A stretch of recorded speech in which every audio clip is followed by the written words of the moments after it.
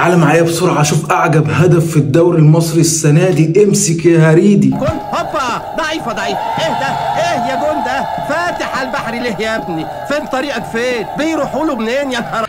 كمان واحدة يا هريدي. يا لهوي يا لهوي يا لهوي. عارفين شيكا ده لوما يعني الواحد حرام يقول ان ممكن هو يكون بيلعب مثلا مراهنات او حاجه. الواد ده بيخش فيه جوان اعجب من العجب، بيعمل اخطاء كارثيه ما يغلطهاش عيل صغير حرفيا.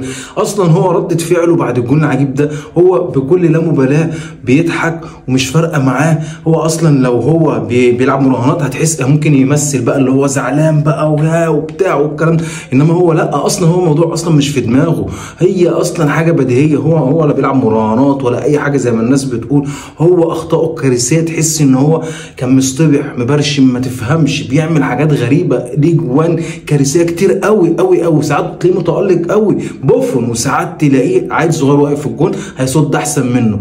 قولوا لنا رايكم في شيكا. سلام.